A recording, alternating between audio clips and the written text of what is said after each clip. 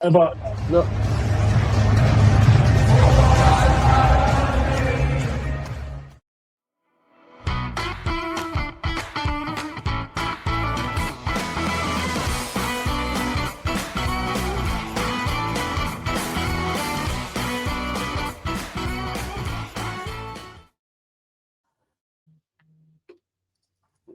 good evening and welcome to the first ever Four Lads Fantasy 11 show.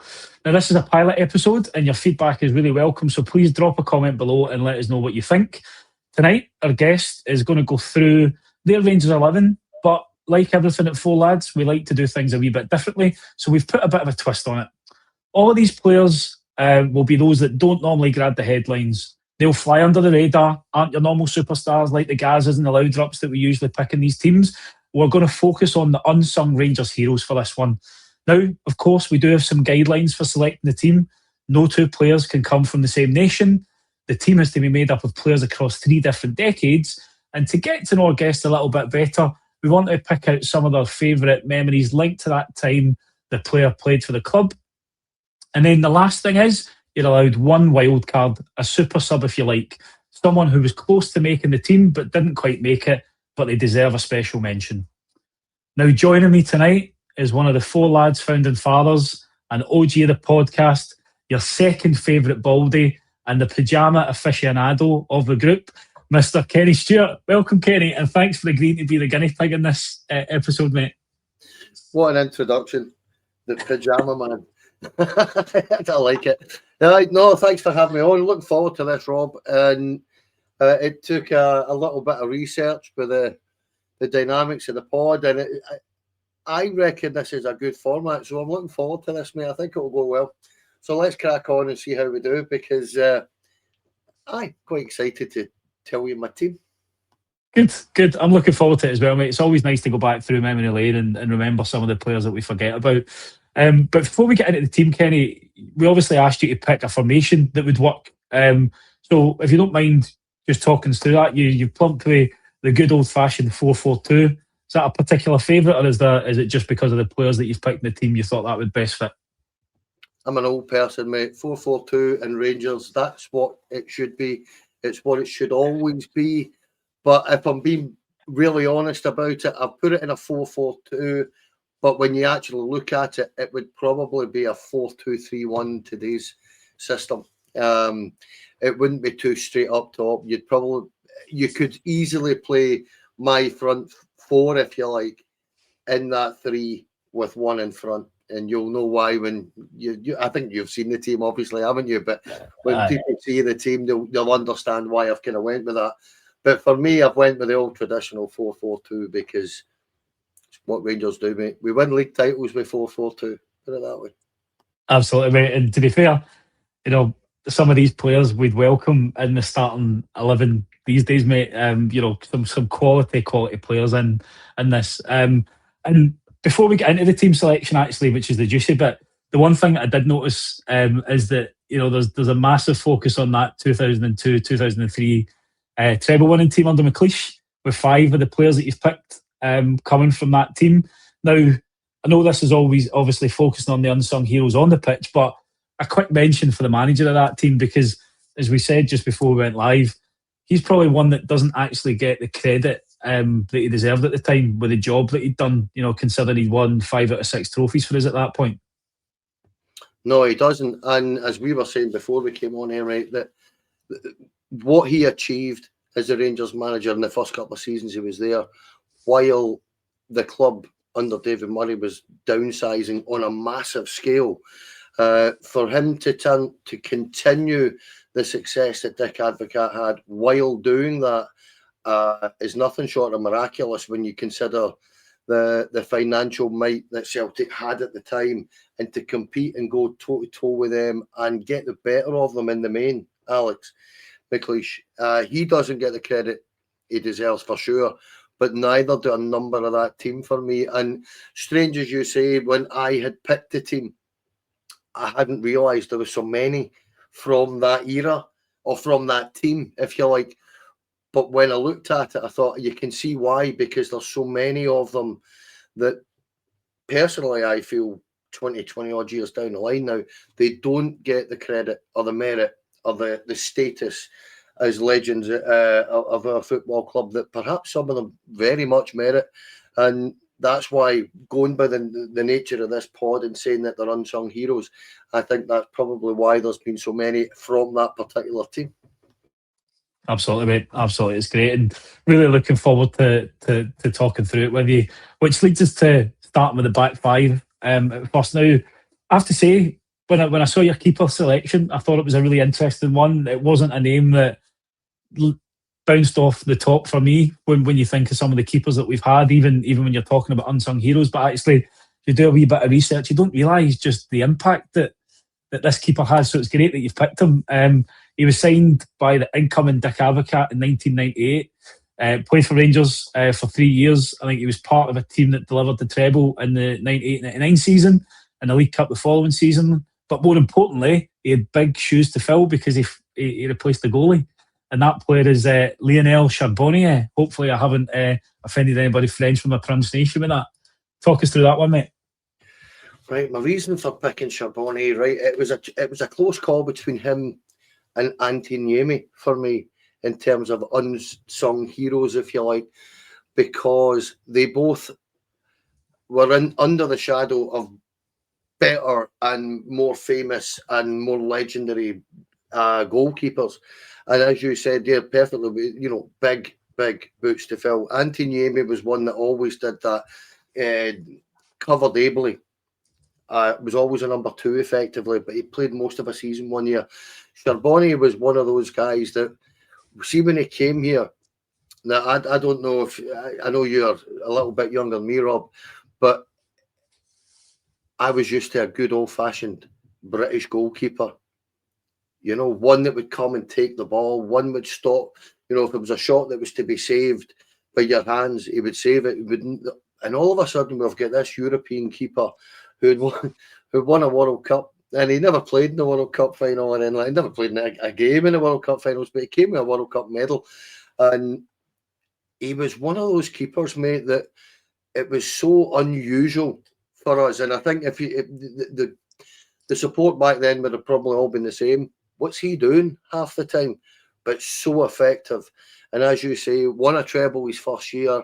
His first year was by far his best season. He got a bad injury, but at the same time, he was one of those guys that loved the club, could clearly see that he loved being here. He basically did his job very, very well, did it in a very professional manager, never caused us any grief, which certain goalkeepers along the years have done. He didn't do any of that. He was just the ultimate pro, mate, and he came from Auxerre, I believe, and we paid a few quid for him, and he literally just turned up. And as I say, for me, being used to that British goalkeeper, that standard that we have, and then to come away with a European goalkeeper that's today is exactly what you see in the modern game. Everything about his game you see now in the modern game, that you'll very rarely see them try and catch a ball from across or anything like that. He was already doing that 20 odd years ago, mate. Everything was punched out. The saves were parried as far away as possible, whereas we were just used to something slightly different, where a keeper would just try and save it all the time. So that's kind of partly why I've picked him, because it was him or Antiniemi for me, and I think he was more successful and pretty much forgotten about nowadays, if you think about it. He's not one that people particularly talk about these days, mate. So that's why I went for him. It's a great shout, mate, because ultimately one of my most memorable games I'd actually forgot that he played in, which is the Parma games. And the thing that I remember, just because of where I sat in iBooks at the time, was the Vidmar goal, and everybody going absolutely mental. But you forget that he was actually in goal and kept us in the ties and played a crucial role in getting us to qualify for the group stages that year. Oh yeah, he's a fantastic. And then the Parma game away, he was absolutely phenomenal. He was phenomenal. But he was one of those keepers, mate, that when you stop and you look back, if you had a highlight, we didn't have YouTube highlight reels back then, but if you put a highlight reel of Lionel Shaboni's time at Rangers together, it would be phenomenal. And he was very, very, very reliable in big games. And as you say, with the Parma games, that's a prime example of that. But cup finals, everything, always done really, really well. Never put a foot wrong for us, really, mate. He really didn't. And the great thing about that Parma game was actually that was after a 9-month layoff. He came back for that game. So, you know, he got that bad injury and he was thrown straight into that game and just turned up. I think the other thing that I noticed when I was doing a wee bit of research on him was that in that first season, 10 clean sheets in 18 games. You know, now obviously there's a defensive unit that plays in front of that as well, but you know, that's a phenomenal record to be part of a back four. So you do just forget that while he probably had a limited contribution in the terms of the number of games and stuff he's played, but the quality that he had there, and had it not been for Stefan Kloss signing, he probably would have been number one for a wee bit longer than he actually was. He got a bad injury in a Champions League tie. I can remember that, mate. And listen, we have to understand that France team won the World Cup in 1998. You do not get into a World Cup winning squad without being a fine player. And that's kind of where I'm at with him. I just feel that he's, in terms of the nature of this podcast, I think he kind of fits it perfectly.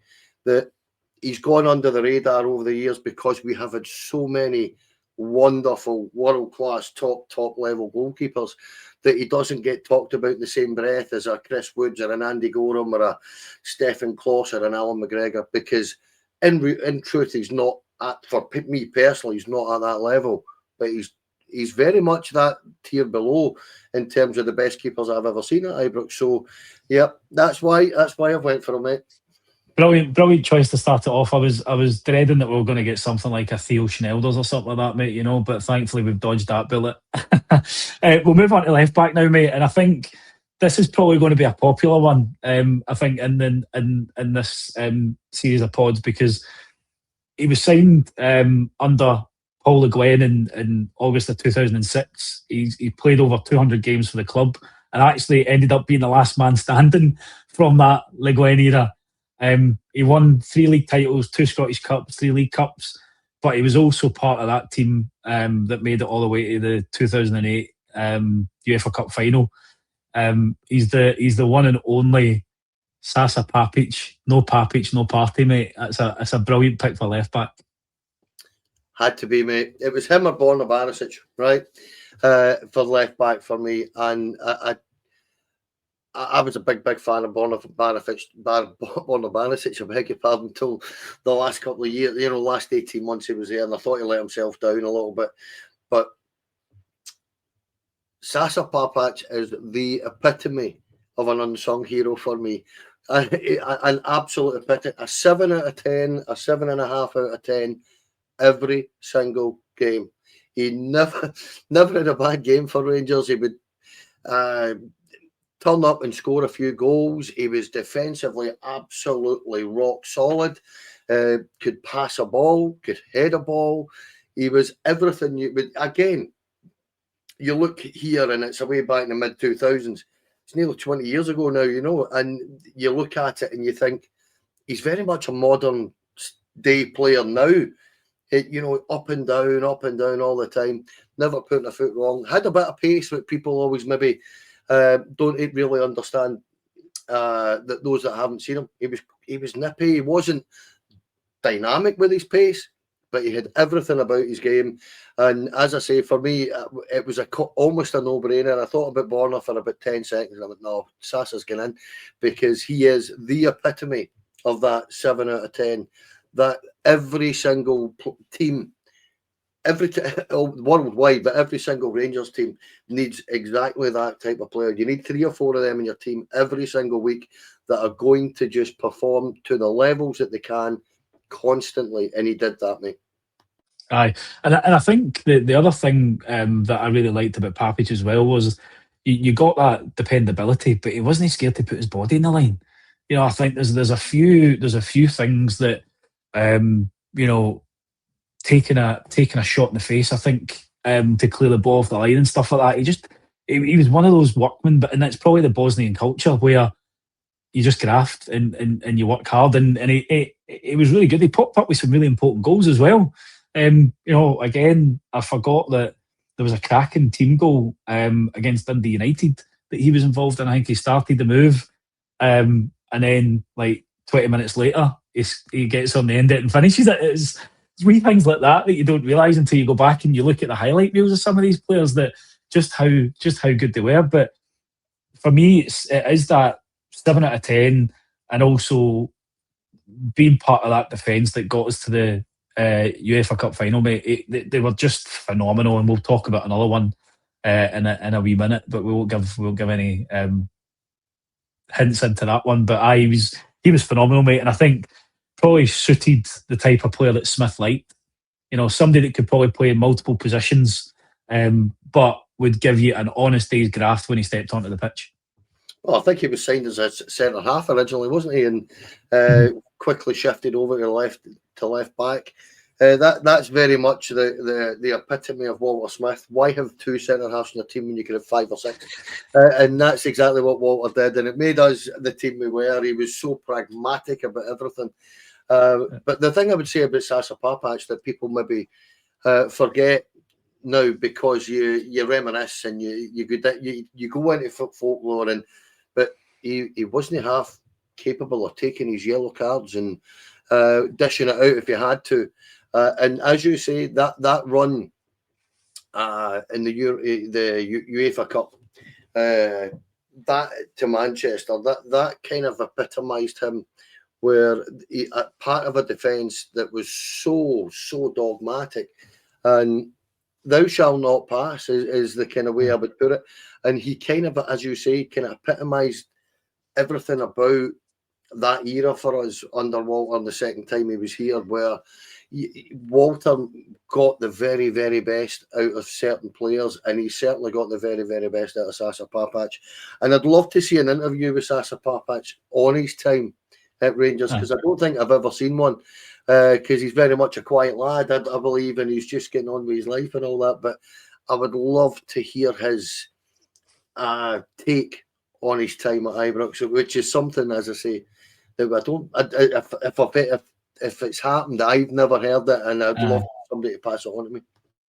I think that'd be a good one for us to try and make some inquiries and see if we could get that done, Kenny, because it'd be brilliant. And I'm laughing about the "thou shall not pass," because I remember the Barcelona team greeting about the anti-football when they faced us in that run, which was great to see their tears about not being able to break us down, even though they were like destroying other teams. And Papac played a big part in that, because I think Messi didn't get any change at him that night, which was great. But it's always good to see teams like that greet about anti-football when they can't find a way to break an opposition team down.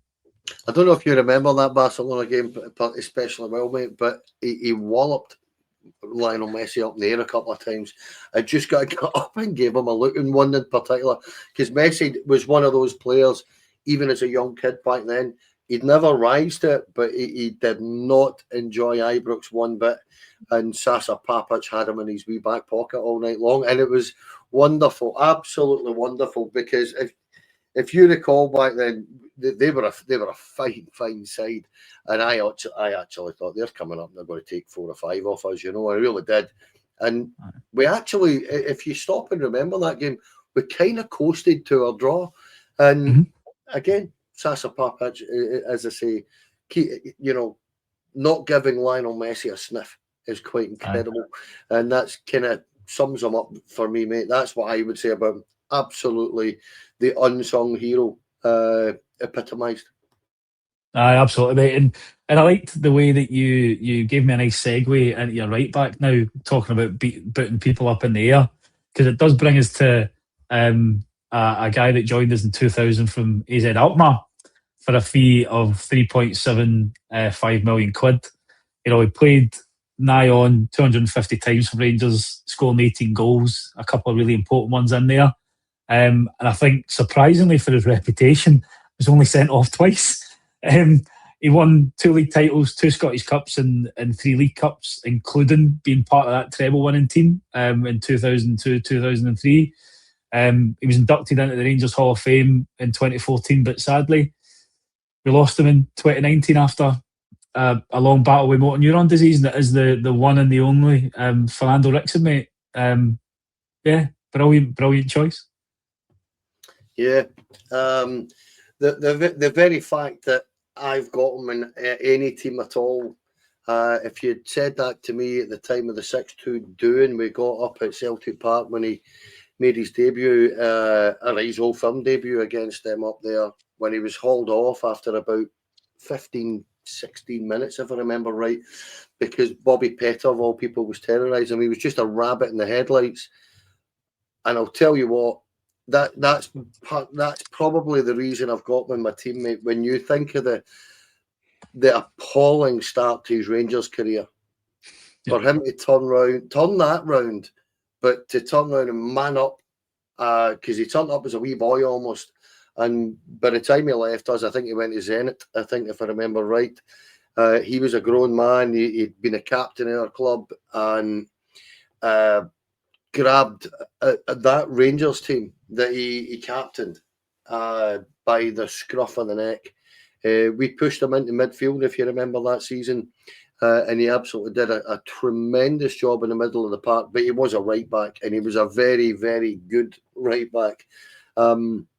Sadly missed, as you say. We a very special place in Rangers fans' hearts has Fernando Rickson, and an unsung hero. Perhaps a lot of folk maybe disagree with the fact that you could say he's an unsung hero, but he is for me, because when you actually stop and you look at it, he had everything in his game. He could score free kicks. He was a captain. He was a leader. He even rang Alan Thompson's doorbell, and the night we won the league, and rammed it right down his throat because they were neighbours. Stuff like that, mate. And a character. He was an absolute maniac of a human being when he was a young boy, but genuinely a terrific right back. Have we had better right backs in our time? Yes, we have. You could see without a shadow of doubt we've had better right backs. But in terms of being one of those guys that is kind of flown under the radar because of the ability, due to his ability. It's so much that surrounded him as a person, and then in his later life, so much that surrounded this, in sadness. We forget how wonderful a football player he was, mate, and genuinely a top level football player. And as I say, I'll end this with this. If you had said that to me about 3 weeks into his career, that I'd have him in any Rangers team ever, and I called you a liar, I just wouldn't have believed it, because I remember thinking, £4 million, what the have we signed? So fair play to the man. It shows, as I say, it shows that character and that determination for me, mate, that epitomises a Rangers player. Absolutely, mate. I mean, that was the point that I was going to make. When you think of that start to his career, and the fact that I think in this Celtic game he got sent off as well, didn't he? So not only has he been hooked like 15, 20 minutes into his first Old Firm game, he's been sent off in a second, to turn that round, to become the captain, even when Barry returned. McLeish decided to keep him as captain, and that responsibility probably helped him grow up a wee bit as well.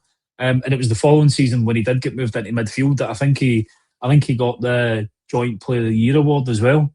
So it just goes to show you the graft and the effort that he put in to make sure that he could get his Rangers career back on track.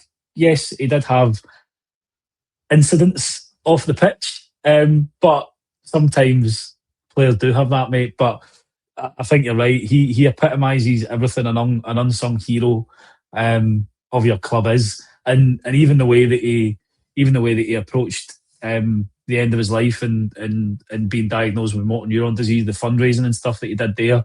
I think it just highlighted the fighting spirit that he had, and that he put into every walk of his life. So, he's definitely deserving of that Hall of Fame place, and definitely deserving to be included in the majority of people's unsung heroes 11, mate. So it's a really, really good shout.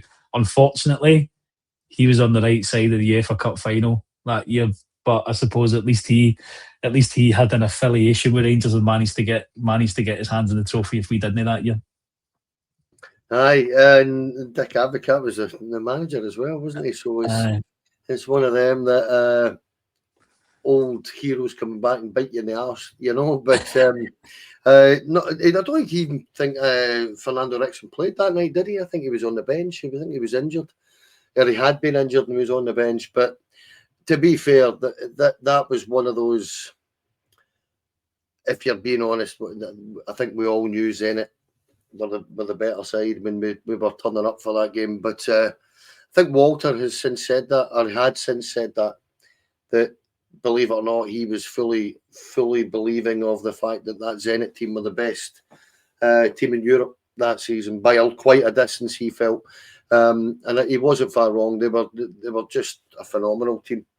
But yeah, Fernando, young boys make mistakes, mate. That's all I'll say. Young boys will make some errors, and that's what they do.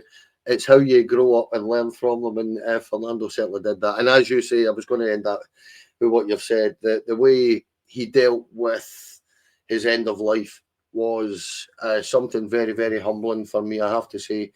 And his family should be very, very proud of him.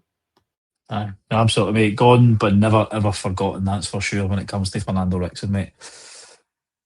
So it brings us on to the centre half pairing that you've picked now. So the first one I'll talk about had two spells at the club. I think he initially joined back in '93, left in '98, but then rejoined a year later in 1999. He won 4 league titles, 4 Scottish Cups, 4 League Cups, and is another member of the 2002-2003 treble winning side. I think over the course of his 2 spells, he had about 250 odd appearances. It's the one and only man from down under, Mr. Craig Moore. Yeah, and I'll make this one quite short. The reason I've put him in this team, because there was a number of options. I thought of John McClelland, Northern Ireland player from the 70s and 80s, and I went with Craig Moore because I think in terms of folklore or history, he kind of gets bypassed a little bit because of the sheer volume of top level players that we had. A guy like Richard Gough alongside him his first spell, that was clearly a leader of men and a Rangers legend and a Rangers captain. And Craig Moore was a very young man learning his trade. And when you look back on Craig Moore's Rangers career, there's a game that the Scottish Cup final, I think it was it 2002, that I watched fairly recently, and his performance in that game is just absolutely outstanding. And then it's when you consider the amount of flashbacks you get. I remember him whacking Henrik Larsson 20 feet in the air in a last-ditch tackle, and Larsson landing in his coccyx and absolutely writhing about in agony. Just a solid, hard, professional defender. His game was all about defending and stopping everything, and that's kind of why I've went with him, mate, because there was a number of options at centre half, and I found that pairing quite difficult. But I've had a little bit, I think, and who I've put beside him, I think they would work really, really well together. No, I agree, mate. And I think one of the key things that I always remember about Craig Moore is that he would always turn up when Smith needed him.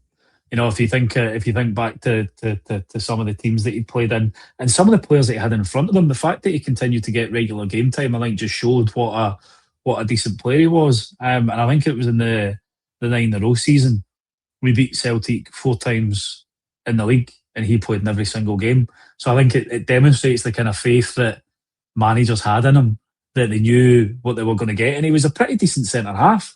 And I think part of the challenge with Moore was that he was asked to deputise or play in the right a number of times as well. So it was great that he could fill in there, but then if the manager had no option, he'd get shunted out and maybe not played in his best position. So you're right, mate. I mean, I really thought Craig Moore was a cracking defender for us, a great servant to the club. You know, being able to pull on that jersey over 250 times. And also, you know, playing some other quite high quality leagues as well, just showcases the kind of player that he was, and a really good first pick for the centre of the defence. And he loved our football club, mate. He really did. And if he had his way about him, Kevin Muscat would be our manager now. But he isn't. But no, Craig Moore is one of those guys, as I say. For me, when I look back, now I'm a little bit older, so, you know, guys that, like yourself, who were perhaps a little bit younger at his time, his era, you might look at him slightly differently from what I do, if you know what I mean. But for me, he's just one of those guys that when I look back on my time following Rangers, he kind of flies under the radar for me. And then when you stop and you look at the stats and you consider the performances and you consider the fact that, as you say, in that era where Martin O'Neill was there at the first time, and the quality of team that Celtic had, and the standard of the competition at that particular time that you were facing to try and win titles, and then you look at his record haul or his medal haul, it's phenomenal. And you're like, well, you know, you look back and you almost kind of pine for players like that to be all the way through your squad, guys that will literally run through a brick wall for you. And he was one of those guys that would do that for Rangers, and particularly Walter, as you say, he would just run through a brick wall for him. Aye, absolutely, mate, absolutely. And to be fair, I think it's another cracking pick that you've made at centre half to partner us, to be honest. You know, this boy's Spanish. We signed him from Osasuna in 2007. He played 65 games, I think, in what was probably his only season for us, or it was the season and then the qualifiers for Europe the next season. And he won 2 trophies as part of that Walter Smith side, as well as being instrumental alongside the likes of Davy Weir and Sasa Papic and stuff like that for the UEFA Cup run in 2008. It's the infamous Mr. Carlos Cuellar. Yeah. Again, as I said, mate, this was a difficult pairing to put together, and I decided on Carlos Cuellar because of the nature of this podcast, actually. And when you look at it, he was only here a year or so, as you say, and he was brilliant. And for that reason, you know, that unsung hero kind of thing, won a couple of trophies when he was here, as you say, contributed to that team massively. And you know, a leader, an absolute leader, and a rock at the heart of that defence. And one of those guys that, for me, I just look at that pairing and just think, you know, you're going to take some shifting trying to get past that pair, because of the nature of both of them had pace, both of them cracking in the air, both reasonably two-footed, not phased. You could be a big, tall guy, you know, a target man. You could be a wee nippy guy. The pair of them dealt with any striker really, really well. And I thought they would just blend quite well together, mate. And that's kind of why I've went for them. Partly because, as I say, the nature of it, this podcast is the unsung hero thing. And I think he just wasn't here long enough to have any kind of proper status at Rangers. But when you look back in his performances, what a guy. I mean, absolutely. And I think the fact that he won the Football Writers Player of the Year that year that he played for us just showcases how good a player he was. And I think he's one of the best defenders that I've seen at Ibrox. Just as you say, the balls to the wall defending when you needed it, he was everywhere. He had a nice turn of pace. He was strong in the air. You know, him and Weir in that 2008 team had a great partnership. But you know, you could probably play with anybody, to be honest. So it was a when I saw that, I smiled a little bit, mate, because Carlos Cuellar, while he was only here for a short time, he's one of the ones that I always would think about and look back on where he went to Villa and stuff like that to see how he did. But he was a rock. Well, he needed pace, mate. He was playing beside David Weir, and David Weir was 63 or something at the time, so we had to have somebody with a bit of pace. at the back. And I'm being facetious. We all know how wonderful a player Davy Weir was for us. But no, it's again, Rob, it's just one of these things. I thought a little bit too hard on my team, and I thought I'm trying to get a balance here. And when I look at this team, actually, I think, and we're going to go through the whole team, but I actually think, geez, what an outfit that is. That would take a hell of a good side to beat that team, actually, if they weren't all in their 50s and 60s now, right enough. But you know what I mean. Well, judging on a player who we've seen playing in the Masters, he could probably still do a wee turn the new. We won't mention who that is as we get into it. But that brings us to wrapping up your defensive part for the 11 that you've selected. And before we move into midfield and forward areas, I just need to give a mention to the sponsors that allow us to continue delivering this type of content for you at Four Lads. Rhino Express, Clydeview Fire Protection and Joinery, Athol Industrial Solutions, CSD Air Conditioning, Candid and local dart shop online, as well as our partners over at Black Rooster and Art of Gold. Please don't forget to go and visit our sponsors, as we couldn't do shows like this without them.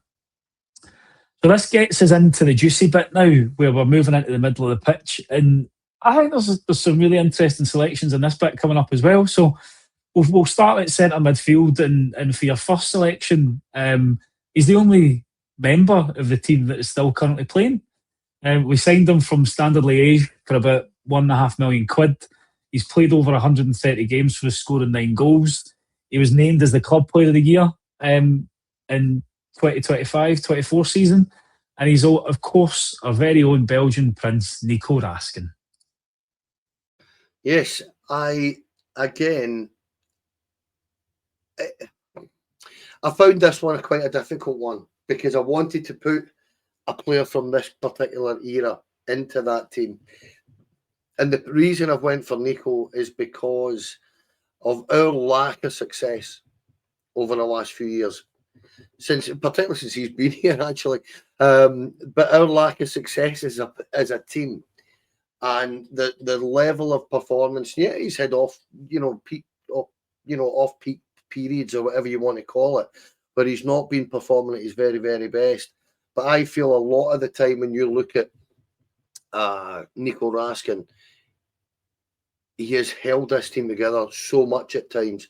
Between him and James Tavernier, perhaps you could say, over a period that, we've struggled for, consistency.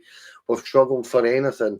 And there's been times when Nico's dragged games, or our team by the scruff of the neck, and dragged us through games and got his wins. And it's just that style of play appeals to me. Almost from the very get-go. I'm sure he signed one day and Todd Cantwell signed the next, or the other way about it. And I always remember being really excited when we signed the two of them, because both good players, but Nico is the one that stood the test of time, if you understand. And I just feel that he's one of those guys that in time you'll be appreciated for the player he was. I don't think he particularly gets the credit he deserves in Scotland, from our media, from opposition fans. I think he gets it from us. I think we appreciate him, but I don't think he's regarded as highly as he should be, because, let's not kid ourselves on, Rob. You don't get into that Belgian national side without being a damn well fine player. And you just don't get near that squad. They've got so many to choose from. And that's kind of why I've picked him. I wanted to pick one from this particular era. And I thought, in terms of being under the radar, in terms of the quality that he has, I think Nico's that guy.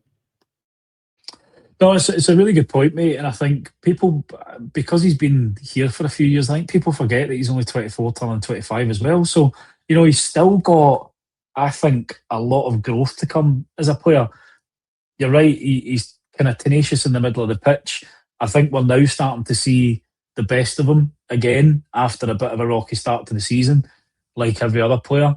He's had some really big performances. The one that stands out for me is the game where he scores and sets up another one against Celtic at Parkhead when we beat them 3-2.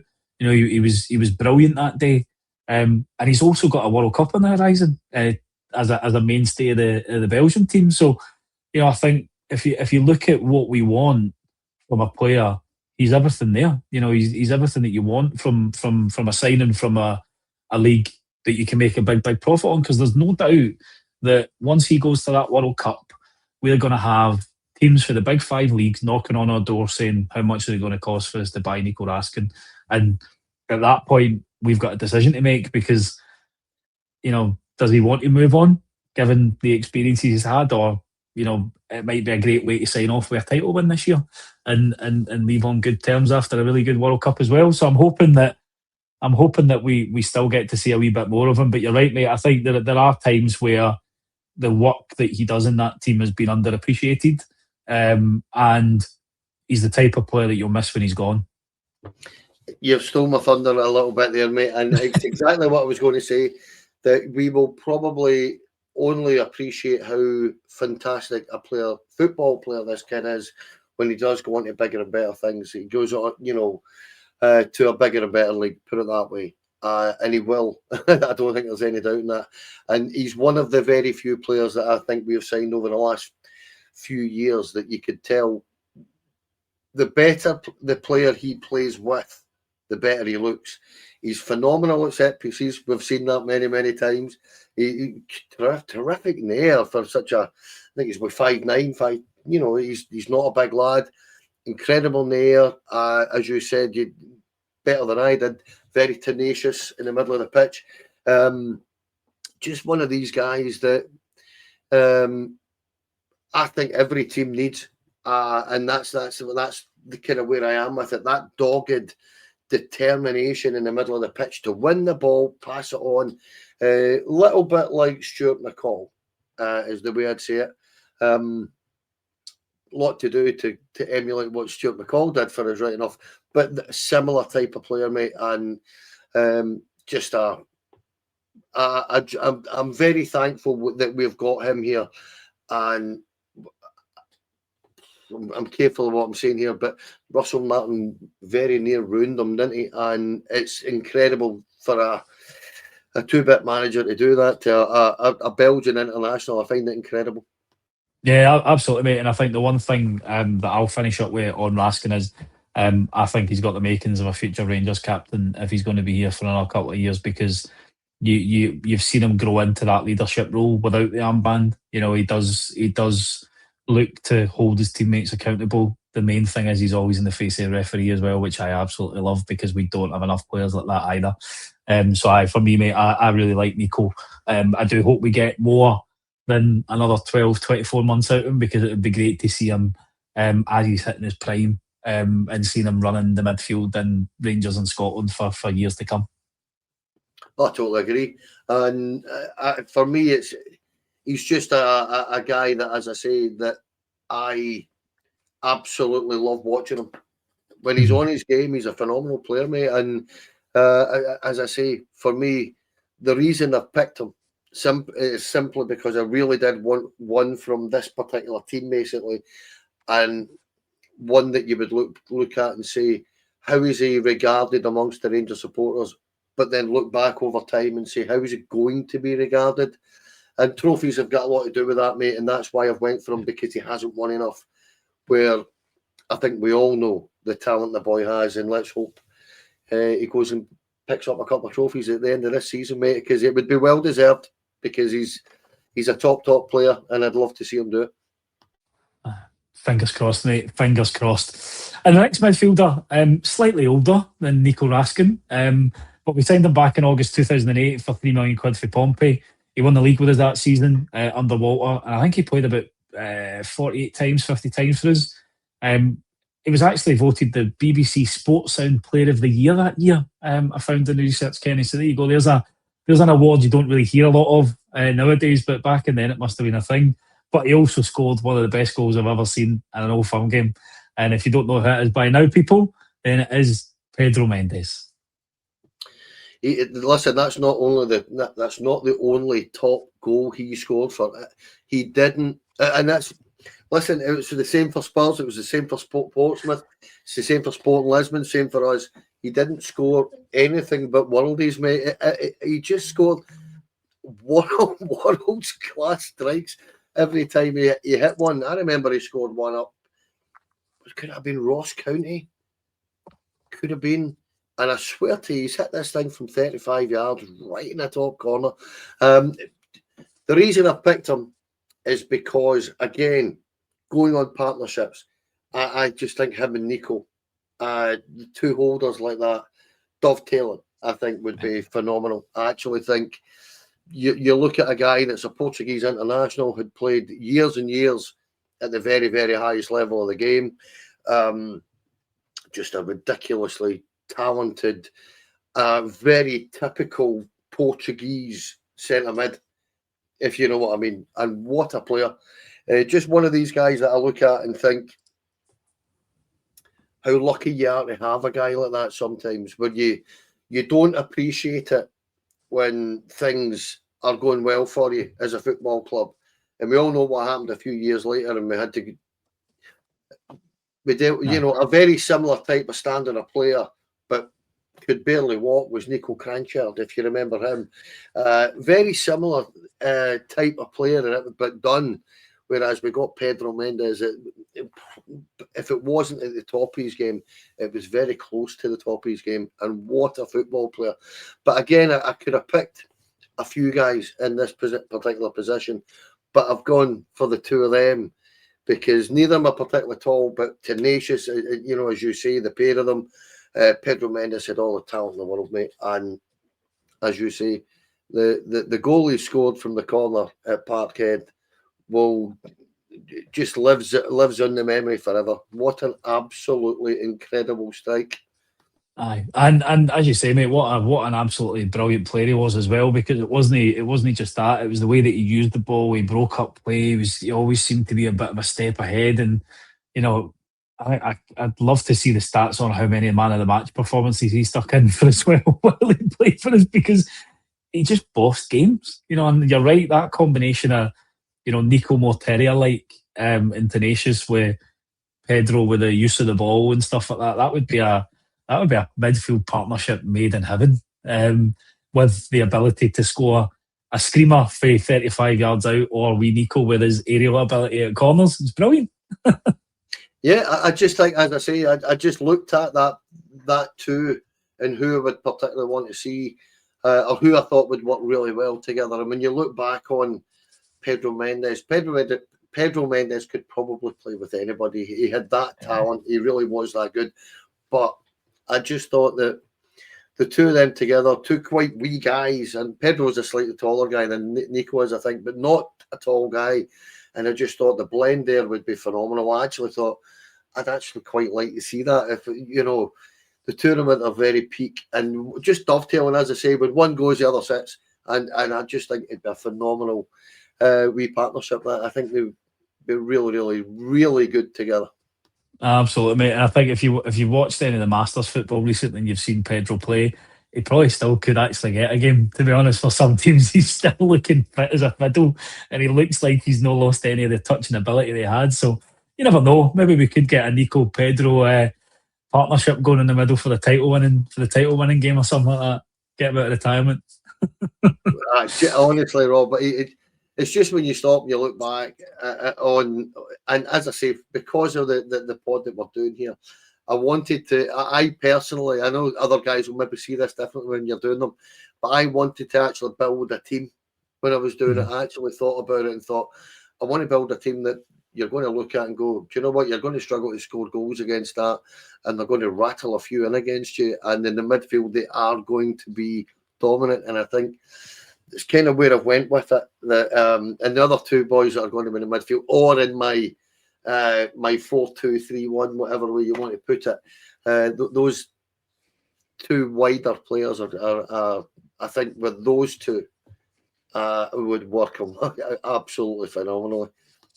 Well, you made a nice segue. We'll start on the left-hand side because this is one of my favourite players over the years. He signed for us in '96 for about £4 million. He was part of the title-winning team. It sealed 9 in a row under Walter. He's made over 220 appearances for us, scored 80 goals.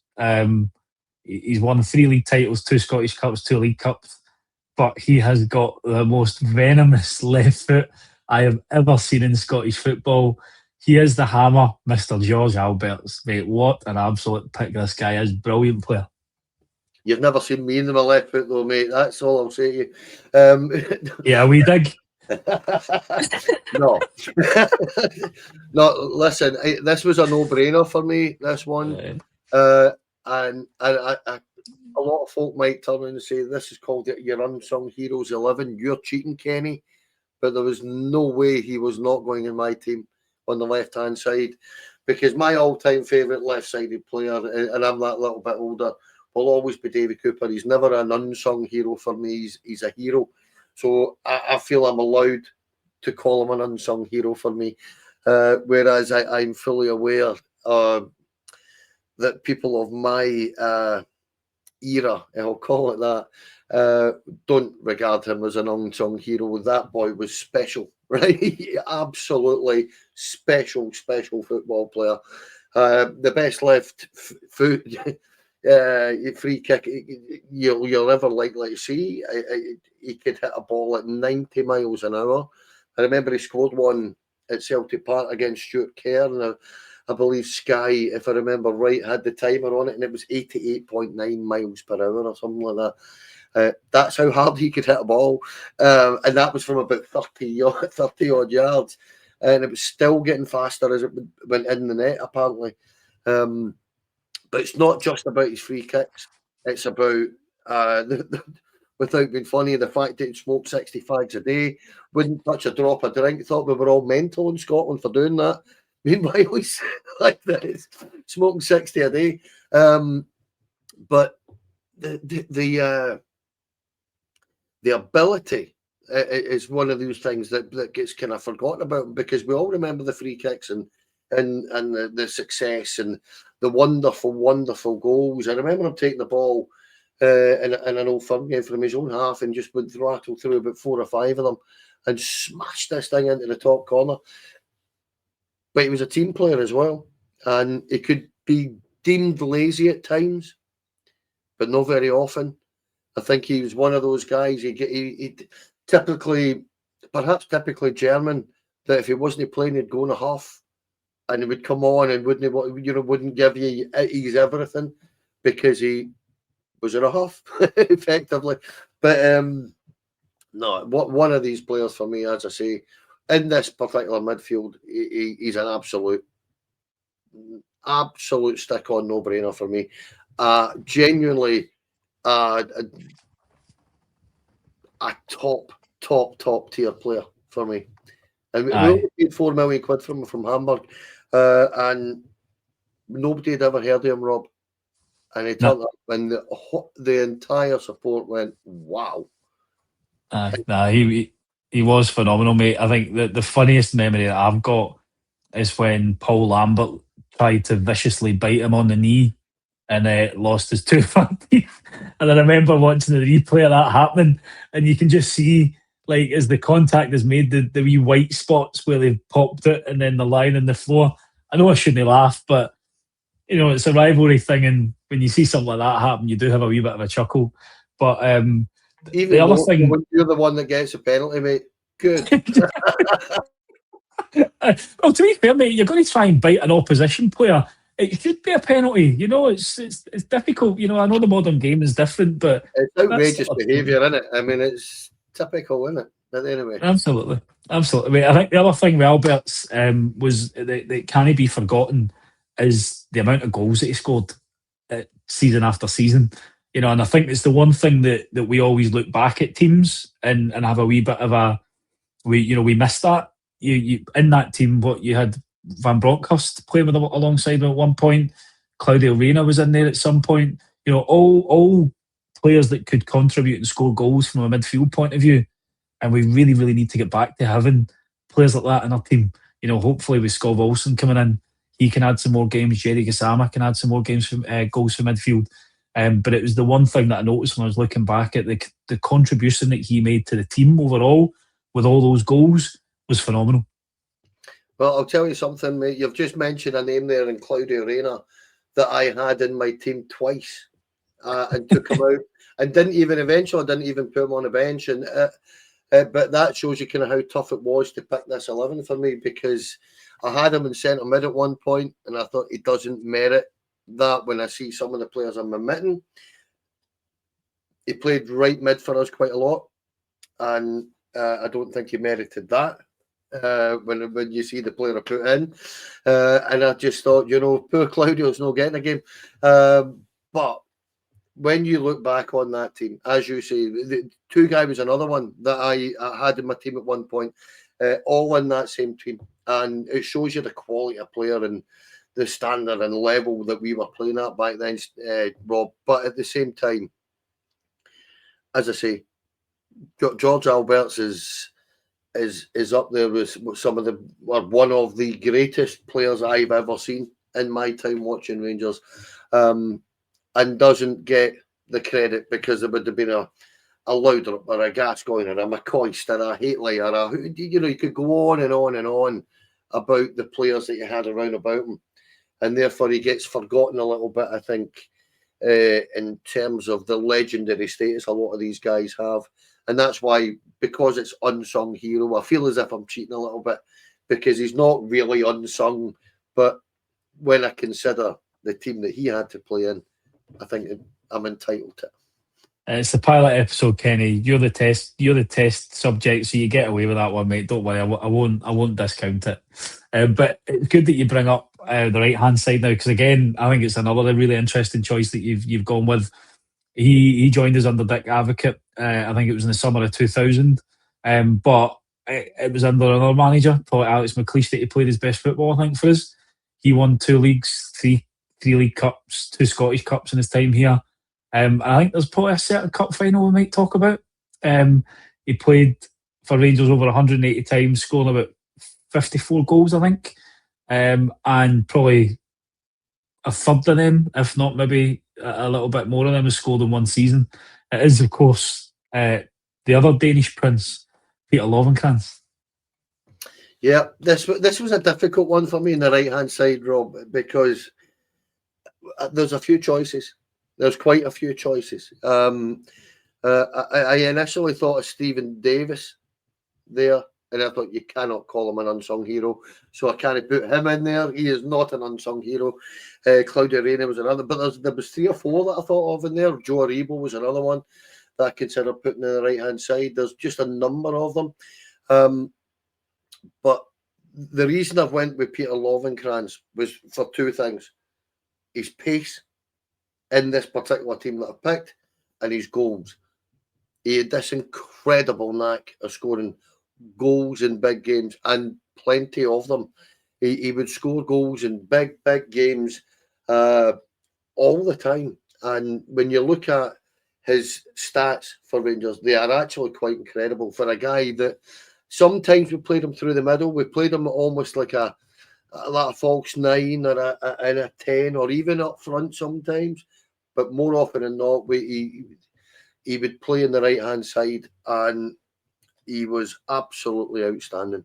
One of these guys, as I say, that when I was doing my research for this podcast, I kind of had to look and go, wow, some of the stats here are really off the charts.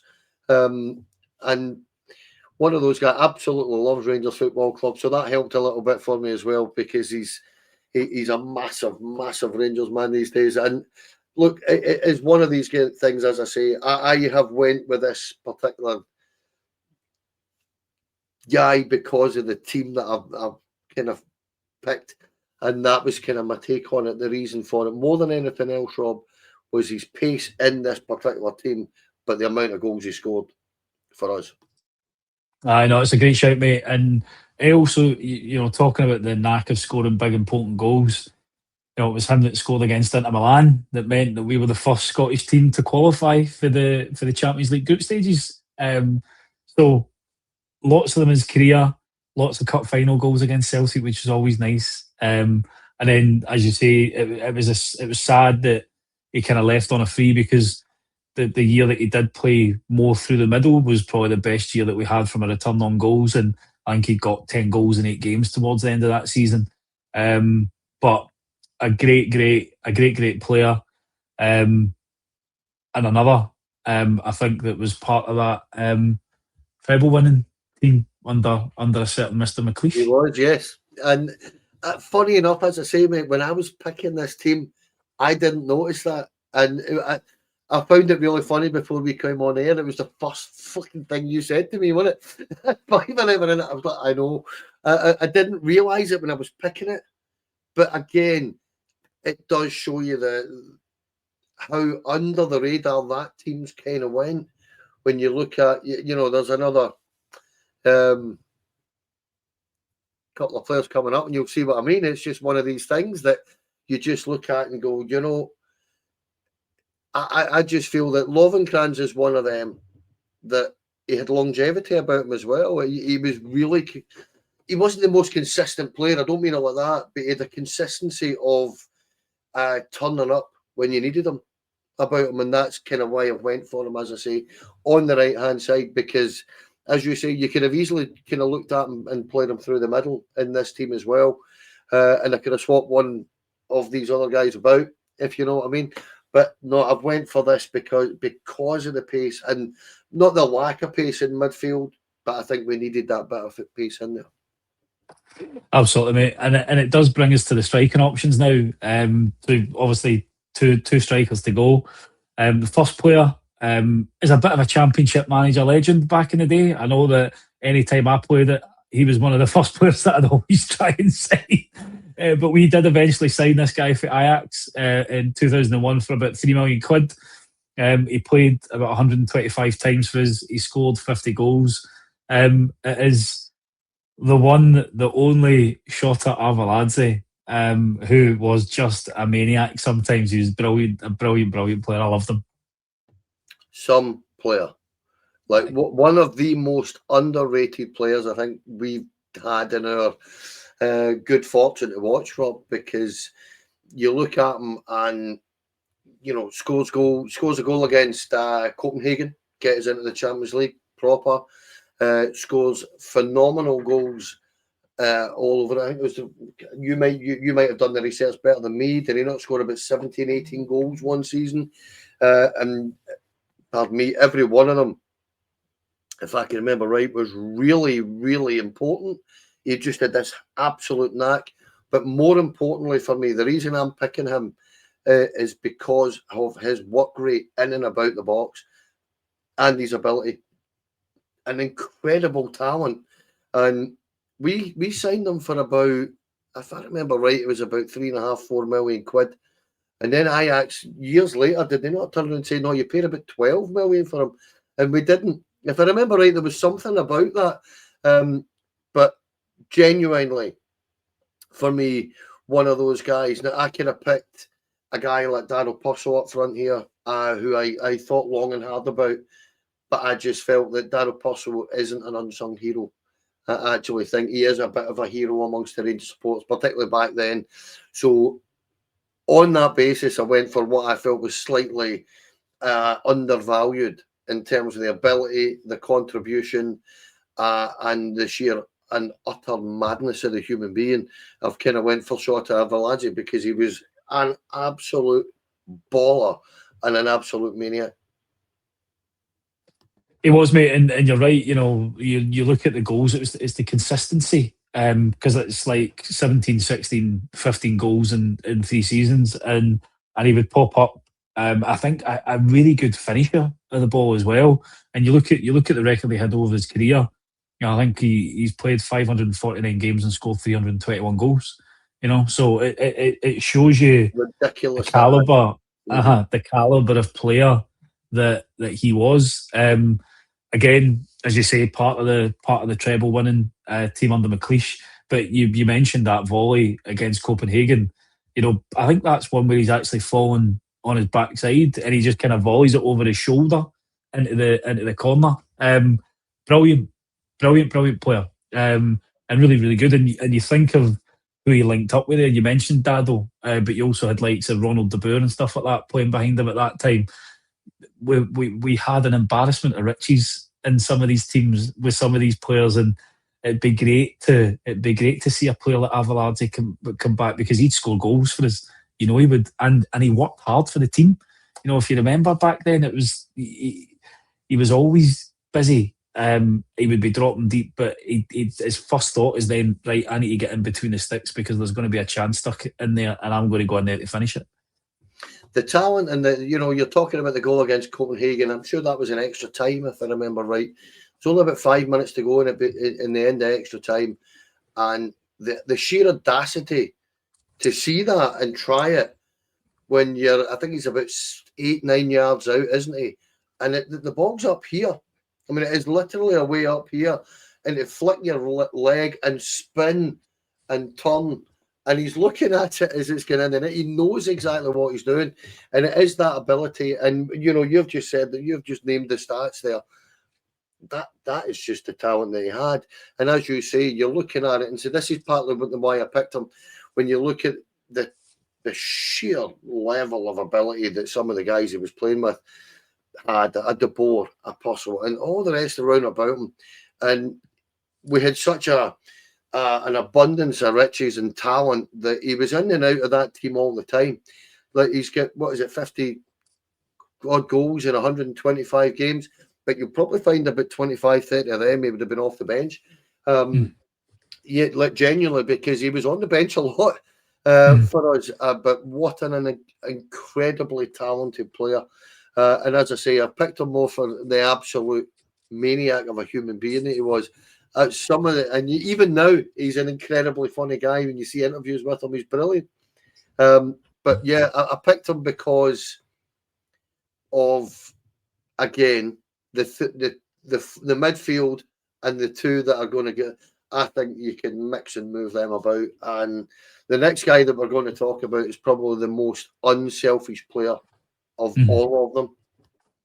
Yeah, he is, absolutely, mate. And we signed him for Dundee for I think it was about £1 million actually, and he's the final member of that treble winning contingent from the 2002-2003 season. But again, it's amazing how many trophies that they won. He won a league, 2 cups, 2 Scottish Cups, 2 League Cups, and I think probably the wildest of the group, you could almost say, given his history before he came to Rangers. He'd represented Argentina at 3 World Cups. He played for both sides of the Boca River Plate rivalry, and infamously, his pace earned him the nickname of Son of the Wind. And it is the one and only Claudio Caniggia. How we got a player like him to even come to Scottish football in the place when he was playing for Dundee was mental. But then getting to sign him and watch him play for Rangers was brilliant. Him and Ravanelli up front for Dundee, genuinely good times in Scottish football. Ask how it happened, and you won't get an honest answer. Put it that way, you'll never get an honest answer. But some shady dealings were happening, I'm sure. Giovanni Di Stefano, if I remember right, wasn't it? Look, the reason I picked Claudio Caniggia is because he could play anywhere along the front. Yeah, and a genuine. Now, by the time he turned up at us, I think he was 33. I think he was 33. I could be wrong. So he was certainly due to his exploits in history, as you say, in these previous days. The thing that I would say about Claudio Caniggia is that he was a genuine world-class talent. And even by the time he got to Rangers, where he was clearly, he'd abused his body and all sorts, we know this. But what a football player he was. And the most intelligent player in this team, I would suggest to you. Like, genuinely a world-class in football intelligence. Like, the very, very few players in all my days match that intelligence as a Rangers supporter. That he could see things that your ordinary human being couldn't, if you know what I mean by that. He was the most unselfish player, I think, that you'll ever see. that if there was he could have a tap in, and if there was a teammate 6 yards across with a tap in, he'd give it to him instead. That's the type of player he was, and the contribution in the what was it, 18 months, 2 years he was here. 2 years, I think he was here. Could be wrong on that, so don't quote me. But I think he was only here a couple of years, and what an absolute gem of a player. I genuinely mean that. Like, an incredible talent, and yeah, we'd seen him at Dundee for a few months, for a season, I think it was, before he came to Ibrox. But I think with the better calibre of player that he had at Ibrox, you really did see the absolutely incredible ability and the reason why he had went to 3 World Cups with a nation like Argentina. Is incredible to get 3 World Cups with a team like Argentina, and to be one of the best players that Argentina has ever produced, and for us to get the fortune and the honour to watch him for a couple of seasons was just absolutely ridiculous. What a football player he was.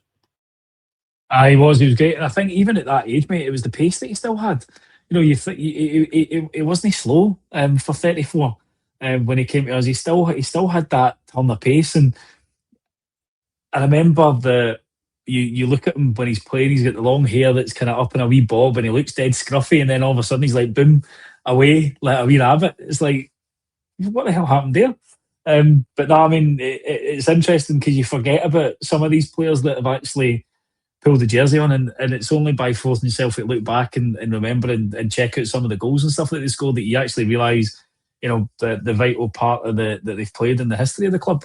And Caniggia was exactly the same, mate. I think it's interesting that you've picked the mix of the team the way they have, because you're right, there's a lot of people that could swap and go into different positions, and you could play different formations. So, being a tactically astute manager, just like our German incumbent at the moment, Danny Rule, where it's all about efficiency and pragmatism. It's a very good starting 11 that you've picked, Kenny. So my virtual cap is doffed. Thank you very much, mate. As I say, I thought a little bit about it in terms of being able to, and I sound like an absolute geek here, but I did actually go about it thinking I want to be able to change shape here. Yeah. Do I want to go to 4-4-2, or do we do this nuanced 4-4-2 for me nowadays, which is that 4-2-3-1, which is just narrowing the gap, narrowing that space in the middle of the pitch, but it's still effectively almost like a 4-4-2. That 4-2-3-1, it's just slightly different. But the days of playing with 2 wingers and whacking it into the box are long gone, mate. So the quicker we can get back to that, the quicker the Rangers will start dominating Scottish football. Absolutely, mate. And one player we need to give a mention of, this is your super sub. So this is the one that was on the cusp of making the first team, but just didn't quite make it. Now, this is a guy that is probably one of the more recent players to play for Rangers. Joined from a free from Charlton in 2019. He made over 140 appearances for the club, scoring 26 goals, including one very important one that was so close. But more importantly, he was part of that 55 title winning team under Steven Gerrard and winning the Scottish Cup a year later. But he was a mainstay under Gerrard, and it's Joe Aribo.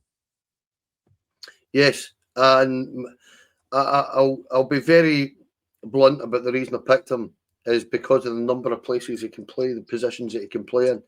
You could play him in, I remember in the Braga game, if you remember the incredible goal he scored against Braga, he was playing fucking left back at the time. I've got that in my notes. Left back, he'd get pushed in there because of an injury. And, he could play as a fullback, he could play right mid, he could play centre mid, he could play as a 10, we played him as a false 9. You'd see him coming in off the left. This boy could play a majority of positions. That's what I would say to you. And the reason that quite literally the reason he's in my team is because I think he's so underrated, even now by the Rangers supporters, that it kind of surprises me. It mystifies me a little bit that he's not regarded much more highly than he is. Yeah, he had bad games. He could be inconsistent. He would be he'd drift in and out of games at times. But for me, he's one of those guys that gave you just about everything he had all the time, mate. And as I say, for me, he could contribute defensively. He could contribute possession-wise, and he could score goals. As I say, that's the reason he's my sub. Is because I think if we got an injury in my team, I could probably just pop him in there. Simple as that. Good utility player to have, mate. And you know, again, you talk about goals in big games. You know, he was the one that popped up in that infamous final that we don't really want to talk about or reference because it still hurts. But it was him that got the goal. I mean, that Braga goal, I did have it in my notes because again, that was phenomenal. You know, playing left back and popping up with a goal like that. The one thing that always lives in my mind, and I think it was against Hearts. You remember it was the big long ball over, and he's stretching, and he just gets his toe on it, and the ball just drops at his feet. It's like the Air Jordan sign, but instead of with a basketball in his hand, it's like Joe Aribo's got the ball at his foot. But he had a brilliant touch. He used the ball well. He was a presence in midfield as well. You know, he was a pretty tall boy, a big boy. And again, it was always great for a Joe Aribo near post run with a flick on and a Goldson or Hollander or somebody there to be in there to finish it off. So he was always a threat at corners as well. Here's me and you calling him a pretty big boy. Well, he's 6'3". Look at how he is. Nobody knows, mate. We're sitting down. We're both 7 foot. No, but listen, that is the thing. You're still my thunder a little bit. I was going to reference the Hearts that goal against Hearts. Absolutely ridiculous first touch. One of the greatest first touches I've ever seen. Just to kill a ball like that, and it is literally a 65, 70-yard ball right the full length of the pitch, down in a sixpence, tucked it away. Absolutely incredible goal. But yeah, as I say, I just think that it's one of these things that with the way I went about it, my kind of warped mind, it was just to make sure that I had cover for as many positions as I had. Brilliant. No, I appreciate that, mate. And that brings us to the end of the first Unsung Hero 11. You know, hopefully you've enjoyed the show, and our chat has sparked some memories of these players that we might have forgotten about over the years. Kenny, I need to say a massive, massive thank you, not just for coming on and chatting tonight, but obviously I know that putting something like this together can take a wee bit of time. So I really, really enjoyed looking back at some of those players' careers and some of the players that you picked, mate. Thank you very, very much. No, thanks, Rob. Thanks for asking me on. And I really do I do love a wee bit of nostalgia and a wee trip down memory lane, buddy. So that I have thoroughly enjoyed this. This is right up my alleyway, mate. I absolutely do love it. I really do. Talking about better times is always. I mean, it's exciting at the minute. We're back in it. You know, we know that. But looking back on some of the talent and you know the trophies and just the sheer ability of some of these boys that were picked here today, and that was kind of my take on it, mate. And as I say, I'm quite a convoluted way to go about picking my team, but I got there eventually. But thanks for having me on, mate. I thoroughly enjoyed it. No problem, mate. I appreciate it. All that's left for me to do is just say another quick thank you to all of our sponsors: Rhino Express, Clydeview Fire Protection and Joinery, Athol Industrial Solutions, CSD Air Conditioning, Candid and local Dart Shop Online, as well as our partners over at Black Rooster and Art of Gold. Thanks again for everybody that is listening or watching this back. And remember, if you want to join us in Four Lads to discuss your Unsung Hero 11, drop us a note at fourladshadadream@gmail.com, and that's the word 4, not the number. See you next time. Bye-bye.